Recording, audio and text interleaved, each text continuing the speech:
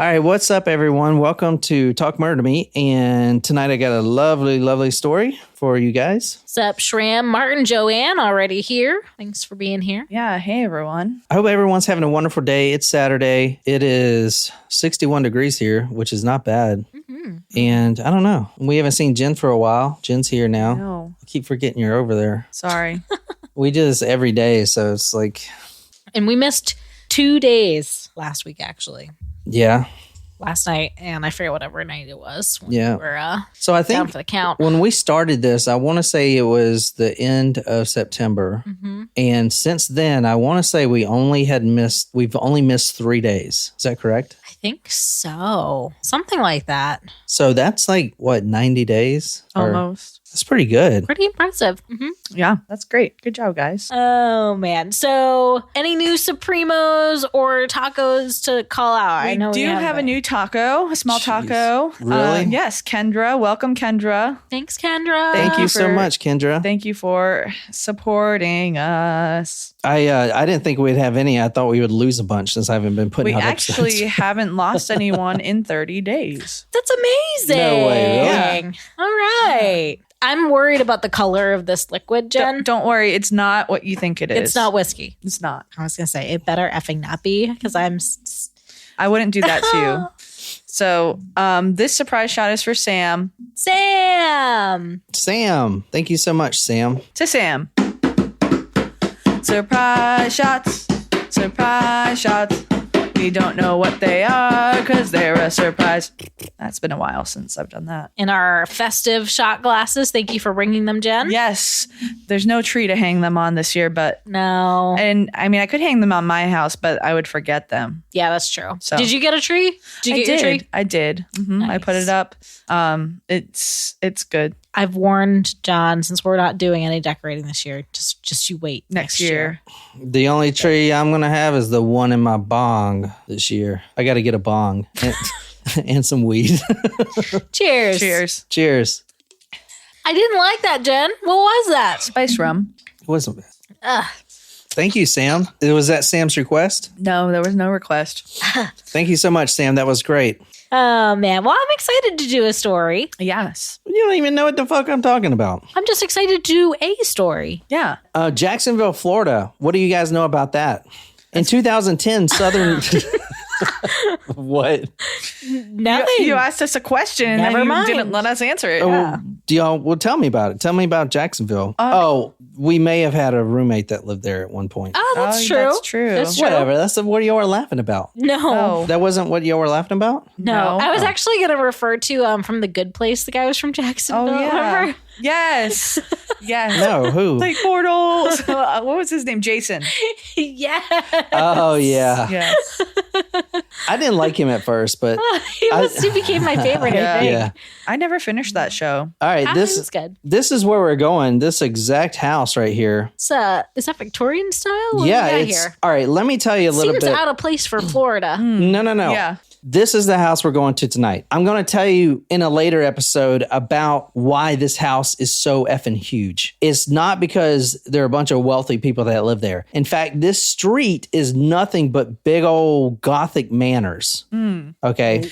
Again, Yeah, out of place for Florida. Yeah. Like you would see that maybe in like the New England style house in New England. Yeah. It is January 4th, 1982. It is at night. It is chilly. It is freezing cold. That house in Florida? Yeah, that house I just showed you, I don't know how many people were living there at the time, probably upwards of 20. There's a lot of people living in that house in small partitioned rooms. In this house, a few days before, there was a lover's quarrel between two male occupants. They lived in separate rooms, but, one lived in the attic. The 35-year-old lived in the attic. Lover's quarrel between a 35-year-old man and a 64-year-old man named George Sonnenberg. The 35-year-old man reportedly lived in the attic, although he lived in multiple places, as we'll talk about. He was the unofficial handyman of the residence.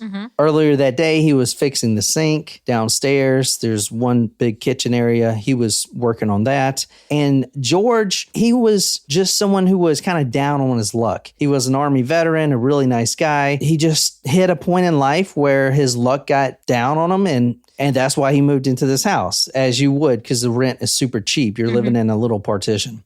Anyway, while they were both living there, they ran into each other in the halls, cooked up a relationship. Hey, things were going great. And then it started to sour. All right. That's what we know so far. Now, the 35-year-old man, he didn't know why he was so mad at George this day. He can't even remember the argument that had started this whole thing. But it was a few days ago. And on this day, January 4th, he doesn't even remember why they were fighting, this lover's quarrel, but he knows he's been stewing on it for a few days now. Quote, he doesn't know why the thought of having sex with George made him so angry today. He's never been angry with George before, end quote.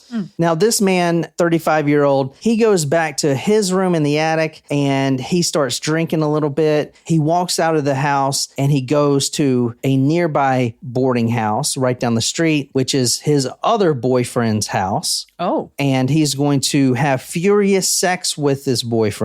This 35-year-old man has furious sex with his boyfriend, at the same time drinking Jack Daniels, getting really, really drunk, stewing on this whole George thing. They got in a fight and he's just so pissed off.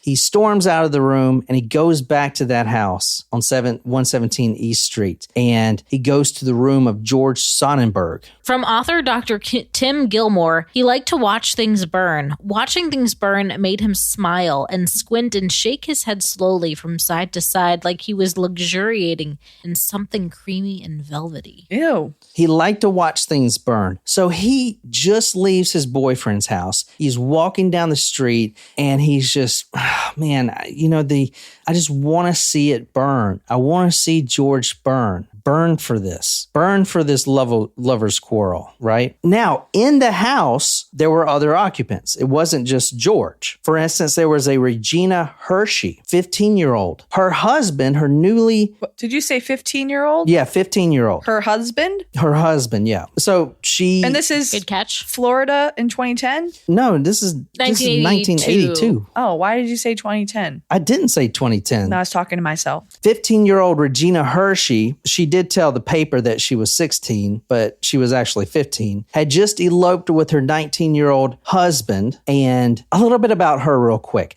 She grew up wealthy in a wealthy... Was she a Hershey descendant? A wealthy 15-year-old Mary. living in a boarding house full of drug addicts and people that can barely pay the small amount of rent. The reason why she's living there is because she married her boyfriend, 19-year-old David Davis, without the family's permission. She's 15. She's too young. Mm-hmm. This guy, he's 19. They shouldn't be married. You got to wait. Oh, yeah? Whatever. We're going to elope. They eloped and they went to the one place that the family would never look in basically Satan's asshole of the U.S., Jacksonville, Florida. Oh, Jacksonville's not terrible. But apparently this place is.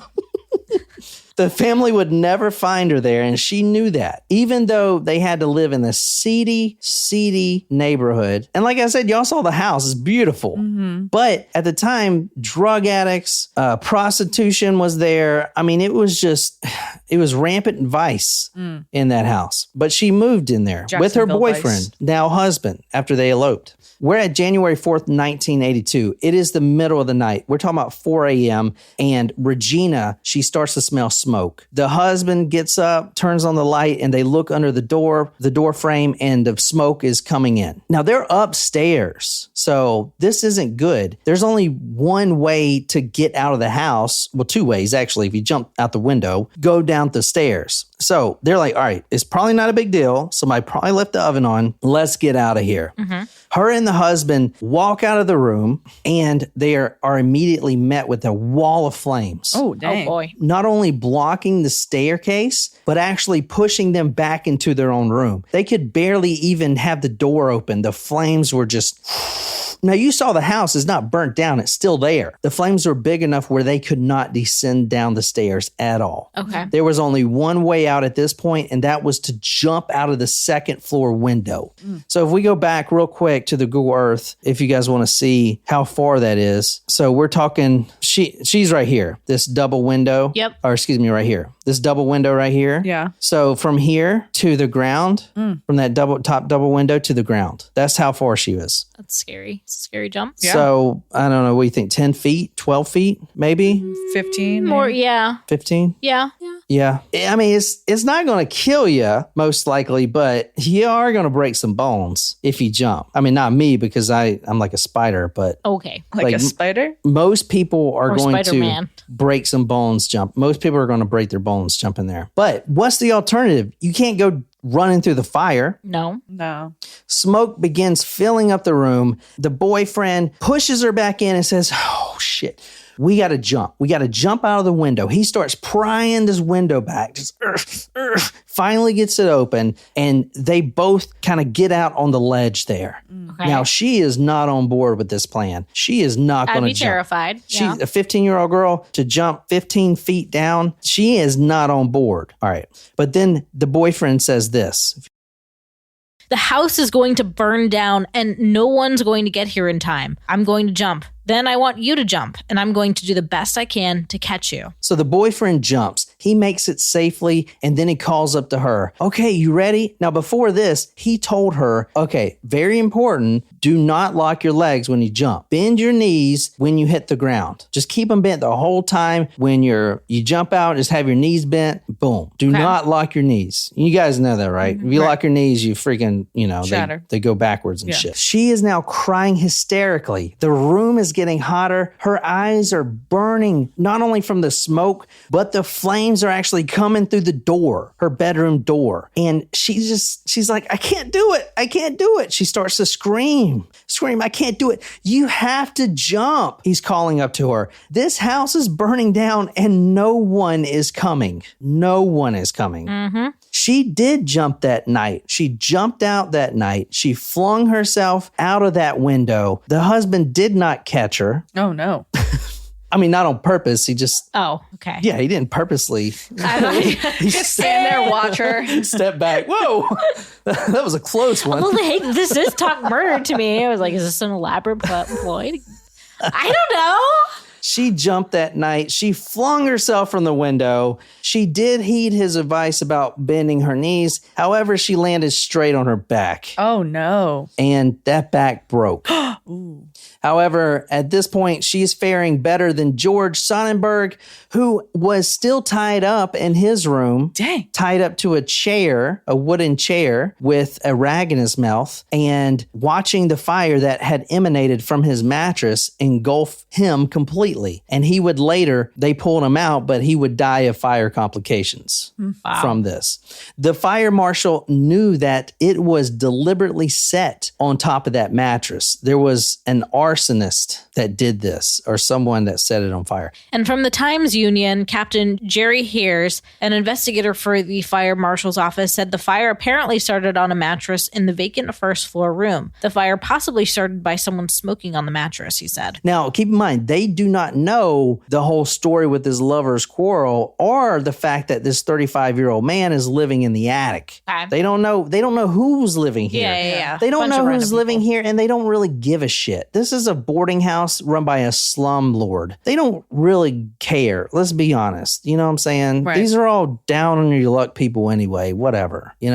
Not to mention, there has been a very large increase in arson over the last few months, just in this area. As we're going to talk about, in the last 2 months before this fire, just in this one neighborhood, 10 fires have been set on purpose. In a 12-block district, 100 fire calls had been made in just 1 month. That's a lot. So is this all the same? That's more than one fire a day. Yeah. Yeah. All right. So this is about the one who set the fire, the 35-year-old man, who you read when he talks about fire, he feels good inside.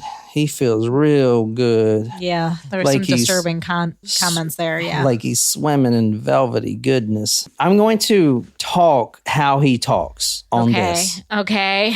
All right. And I'll show you. I feel like after that whole velvety goodness thing, this is about to get real weird. He's real soft-spoken. Okay. And I'll show you an interview later. He's real soft-spoken, and he is like in a dream state at all time. It's like he's not there. Right. He's somewhere else, and when he talks, and he's real soft-spoken. So I'm going to try it. Okay. And when he talks, he looks up like this and around. Big old fires turn me on. Sometimes I could dream. I said, oh, shoot. I said, I wish I could see a fire about 4 or 5 stories high. And he looked upward, his arm dancing up in front of his eyes. Over the top of these buildings, and I'll shoot over the buildings. And I could just be, getting off, he said while pumping his fist up and down, mimicking masturbation.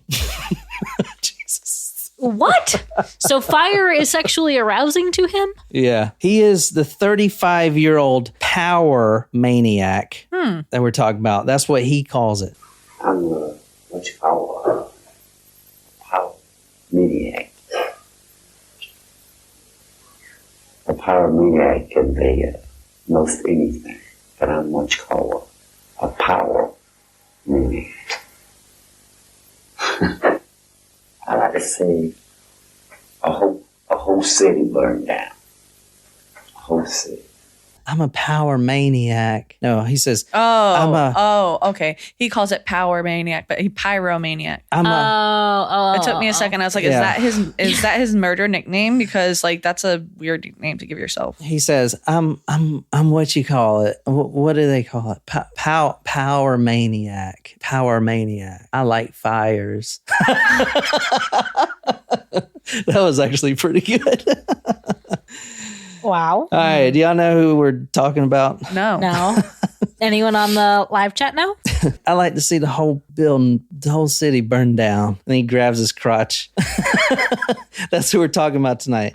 So this serial killer is Ottis Toole we're talking about tonight. His name is Ottis Toole, and he is most recognized by his one crime, which is super famous, and his association with the other serial killer, Henry Lee Lucas, which we kind of covered. Ottis Toole is most known for the dismemberment and murder of Adam Walsh, the little boy who is John Walsh, who was John Walsh's son. John Walsh is the American's Most Wanted host. Okay. And Adam Walsh, his son, was 6 or 7 at the time. Did we cover that case? I kind of went over it. I covered the Henry Lee Lucas story. And this was his partner? This is the partner. That's right. I kind of remember. But yeah, I was like, the name sounds familiar. It is impossible to cover Ottis Toole without covering Henry Lee Lucas, or vice versa. But I'm specifically focusing on Ottis's story. But I wanted to get into Ottis's mind and see what it was like kind of being him. And I found some really good literature on it. So we're reading that tonight. We're actually reading from 2 books tonight, Stalking Ottis Toole. And his name is, it seems like it's Otis, but... Are there 2 T's? Yeah, there are 2 T's, but Ottis. his name is Ottis. That's how he says it. That's how everyone else says it too. But I will say his family, his entire family, their names are kind of fluid, spelled differently. They spell them differently. They pronounce them differently. They're very low IQ'd individuals in this family. Okay. A lot of people think he was inbred. I don't know. I kind of think that too. But anyway, tonight we're reading from Tim Gilmore's book, Dr. Tim Gilmore, Stalking Ottis Toole, a Southern Gothic, which is a fantastic read. It is insane how this guy wrote this book. He really tried to track down and get into the mindset of him. And also this interesting book called Eating Disorder, Following the Trail of Ottis Toole, the Cannibal Kid. What? Anyway, so we're going to be reading from both of those. But tonight's story is on Ottis, more specifically on the reason why he loves fire. That's how I'm starting the story, because Ottis has killed a lot of people. A lot of it can't be proven. Some of them can, but we know for a fact that the reason he got caught in the first place, he was in prison for killing George Sonnenberg. Okay. He was actually in prison for another arson. Then he confessed to killing George Sonnenberg. Okay. And then he started confessing, and he eventually confessed to over 160 murders around the country. And he actually, I guess you can say, helped solve solve a lot of cold cases because he's the one that killed all those people. So we're trying to get into his mindset tonight. So you guys like this? Yeah. Yeah. She read earlier that he likes watching things burn because it was like he was luxuriating in something creamy and velvety. For some reason, this man associates sex directly with fire. The sex to him is intertwined with fire. A lot of Jacksonville has been burned down specifically from this guy. Wow. He is like he was on a mission to burn down this whole city, and he burned down a lot. I'm talking about hundreds of houses were burned down by this guy. The fire marshal didn't know that at the time this 35-year-old named Ottis Toole had set the fire. Not only that, he was across the street watching it burn and eventually in the crowd watching poor Regina fling herself from the balcony right onto her back. From the Supreme Court of Florida, in a subsequent statement, appellant reaffirmed that he had started the fire, and he said that he had a homosexual relationship with Sonnenberg and that they had argued. After starting the fire, the appellant stated that he walked across the street and masturbated twice. So he's across the street masturbating, and then when Regina jumps out the window, he is actually in the crowd watching. But this episode isn't about how the mother demanded him to only wear his little pink dresses as a child, nor how he would visit the cemetery with his grandmother some nights and feast on the body parts of the dead, nor how he took Adam Walsh, son of John Walsh's America's Most Wanted, decapitated body and burned it in a fridge at his mama's house, nor the 160 murders he confessed to. What we're talking about tonight specifically is fire and how he is, quote, a power maniac. I'm sorry. I'm just going to have to ask you to go back. Rewind. No, that's called a... he would feast on body parts with his grandmother? That's called cliffhangers for next step. Not cliffhangers, but I'm trying to get y'all guys all like... He's baiting us. I'm he baiting is her. really baiting. Yeah. I'm a masturbator. So is this guy, apparently.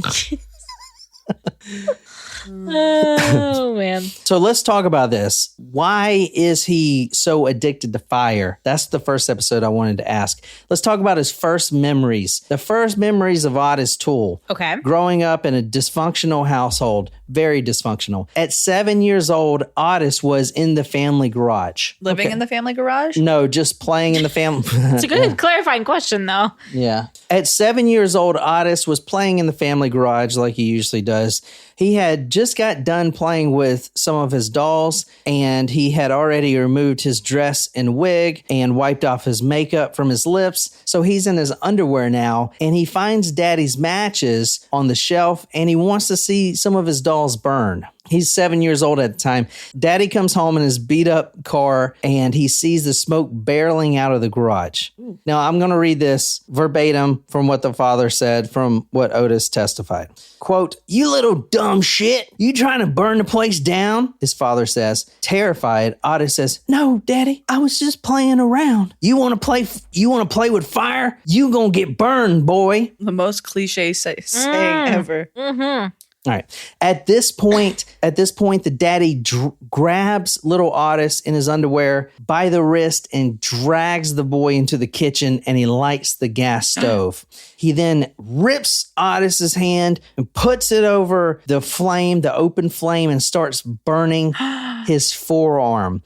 The skin starts melting off his forearm. Dang. The mother hears this painful screaming of her son and rushes into the kitchen. "You idiot! Folks aren't going to pay for damaged merchandise. Let them go and clean them up." That's what the mother says. What does that mean? Yeah, how is he merchandise? His father says, as Ottis falls to the floor, and this is verbatim, "You, quote, you little fucking retard. I should have killed you as soon as you were born." Oh, boy. no. Oh, dear. That's terrible. He was 7 at this point? Yeah. It's easy to say that Ottis liked fire, but I believe it was deeper than that. I'm going to try to get into psychology. Everything you see around you, and think about Ottis, and Ottis's mind is a 35-year-old. Everything is made of fire. As a kid, he would burn dogs and cats and light them on fire and watch them squeal. He would walk around Jacksonville and he would just stare at these buildings and just see the fire that's already in the buildings. In his mind, being delusional, he would help the fire come out. I know it's hard. Yeah, sounds like he's having hallucinations. You see, you could draw lines between the places he's been. From the house he burned down on East 43rd to the house he burned down on Hubbard Street to the house he burned down on North Market to the house he burned down on Highway Avenue. But many more lines than that. You could draw them. You might get some kind of shape. Maybe they could draw a face. Maybe they would spell out letters. Fire is inside everything, inside and out. The fire is in the molecular structure of things. Now, we're talking about how Ottis sees the world as a person with a IQ lower than 75, completely uneducated, cannot read, cannot write, has never been to school. He sees the world as fire. Huh. That's interesting. I don't know if we've ever talked about anybody that really saw the world this way. I mean, you have people who like fire, and that's part of the McDonald triad, right? Burning things, isn't it? Yep. But never to this extent. I don't think we've talked about it before. No, you're right. He would stand in front of the houses. No, these houses were built over a century ago. And he would think about all the old residents in there and how the houses were on fire back then and how the fire still lived in the walls, but he needed to help the fire escape. And he could smell the smoldering already before he even lights the match. And why is no one helping this fire? Why is no one helping this fire? It's got to be me. Like the fire needs help to grow. Mm-hmm. And if the inside of everything was fire and the inside of everything was really the outside, then the only thing that was true was when everything was on fire. And if the whole city was on fire and you, the one that did it, well, that would near about make you God, wouldn't it? He smiled, said that was a sexy thing to think about. Oh. He said that's the way he thought about God. God must be the sexiest thing because everything's burning down and that's how the world ends. Every minute the world's ending, burning up. That was power. That was sex. You see? Sexy sex. And then he says, fire is sex. Inside is outside. Power is God. God is sexy. Wow, that is a train of thought that I do not follow at all. I mean, you saw an interview with him. I mean, how he's just like a firefly just buzzing around, doesn't really know what direction he's going, you know? His mind is fragmented and it's crazy. It is nuts seeing this guy talk. Let's talk about what actually happened to George Sonnenberg. Okay. And I'm going to read the dialogue from how it happened. Okay. Okay. So at this point, Sonnenberg is tied up to a chair and he's got a gag in his mouth. And George Sonnenberg, the 64-year-old, he starts smiling. He's got the gag in his mouth at this point. Now we're going back to before the fire, before Regina jumped out and everything. Okay. So I'm going to read this dialogue. What's so funny, old man? Ottis says, his eyes full of rage and fury. Grinning, George just shakes his head and mumbles something. Ottis walks over and pulls out the gag, and George says, I said, you should find a different line of work because you're not good at this one. Even more infuriated now, Ottis says, you got an awful smart mouth for an old man tied to a chair. Ottis steps closer and now says, who do you think you're talking to, you old fucker? I think I'm talking to a piece of shit. George looks him directly in the eyes and says, you know, when I was in the military, special forces, I was one of those guys you never saw coming. Real sneaky like a cat. Is that so? Yeah, me and my buddies, we'd eat guys like you for breakfast. Is that so? Well, what if I just eat you for dinner? Yeah, right. Ottis pulls out a can of lighter fluid out of his jacket and says, I smell a barbecue coming on. George, realizing Ottis is dead serious, says, ooh, wait a minute. I was just kidding you, partner. Really, take anything you want. It's yours. Ottis says, how about that car out there? George says, the keys are right over there in that cabinet. Ottis walks over to the cabinet, finds the keys. You know, I'm still pretty hungry, though. Ottis then squirts the lighter fluid all over George, and George begins squirming and begging for his life. He says, please, no. I'll do anything you want. It's too late for that, Mr. War Hero. Then he tosses the match at George's feet and it immediately goes up in flames. Back outside, Ottis has set the house on fire and is standing back watching it burn with a big smile on his face. And yes, sir, he says to himself, there ain't nothing like a good old-fashioned barbecue. That's from the book. This book. Wow. Also, I love that you make Ottis sound like Michael Jackson. That's how he sounds, sort of. Yeah, no. So that's what happened to George Sonnenberg. Let's go back to Regina, who jumped out of the freaking house. She had been in Jacksonville only 1 week. She had eloped with her boyfriend only 1 week before and had to jump off the balcony. That sucks. Eventually, when Ottis got arrested, she did recognize him because he was living in the attic and only sometimes, right? He would basically sneak up there. Regina remembers watching the crowd as she plummeted from the second story and destroyed her back. She thought about her decision to elope. Now, this is an interview given by the Tim Gilmore. We were very young, Regina tells author Tim Gilmore. Springfield in the early 1980s was a rough place, but we didn't understand how rough it was. David and I wanted to marry, but our families wanted us to wait. So we escaped to the only place we could think of where our families would not find us. So it's interesting to know that Regina did live. She just had a broken back. The doctor said she would never walk again. However, she does walk now, just with a lot of pain. And even today, this interview was taken in 2013 with this author. She still thinks about it, and she has devoted her life to understanding and helping people like Ottis Toole and Henry Lee Lucas, who has come from such a traumatic childhood. It seems like she not only forgave him, but is completely understanding. I feel compassion for the horrific way he and Henry Lucas had been treated their whole lives. I feel compassion for them even in the horrific way they chose to respond to the way they've been treated, or maybe to the only way they knew how to respond to how they'd been treated. So since then, 30 years ago, she studied psychology and theology and is now a minister, and she helps people like Henry Lee Lucas and Ottis Toole kind of, move forward and have a better life, I guess. Yeah. All right. What do you guys think so far? I kind of want to end it there as like the first part. Okay. What do you think? There is a lot that I had no idea about for him. There's a kind of a lot to digest from that. I really can't tell you why he associates fire with sex until the next episode when we go through his childhood. Then you'll kind of really see. But I did throw that one in there, the 7-year-old, where he's lighting matches. So we know that he developed a love for arson pretty early. But anyway. He kind of reminds me a little bit of Eddie Gein. Oh, really? Because of low IQ? Well, the IQ, but also I was kind of thinking like the body snatching, like it was a genuine. I mean, I know we haven't talked about that, but you dropped some hints about things we're going to talk about the graveyard stuff. Yeah. So I don't know. I'm seeing maybe a few. And also like I'm curious about like the little pink dress and like damaged merchandise. Like that's. Well, so just a little teaser for when we talk about he's known as the Cannibal Kid. And this is from an actual interview with him. The man asked him about eating women and men. And he says, the women parts were the tiny nipples and the hole where the dick goes in. And then the interviewer says, the vagina? I guess it's like a little bag of muscle, whatever it's called, a sex part, the hole that the woman has. So he doesn't even know what it's called. Yeah. What about the males? Cut off the Peter, cut off the balls. Interviewer asked, you fry it all up? No, it's put in like a little stew pot, and there's a secret recipe that I have from about 1,000 years ago. The interviewer asked, does it taste good? Not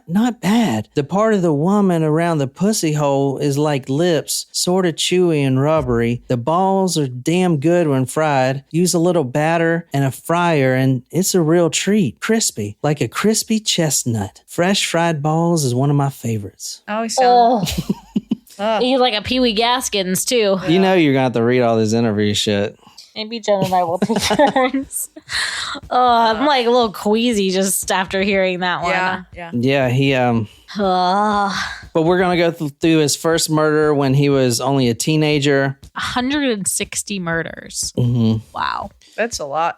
So, there's a lot to do here. Yeah. We're excited for it. Yeah, and that was kind of a teaser because I'm still trying to recover. I know. You're doing great. Yeah. You're sounding a lot better today. But I hope you guys enjoyed it. And I don't know. We'll see you tomorrow for headlines. That's it. Sounds good. All right. Well, until next time, good night, you lovely, lovely people.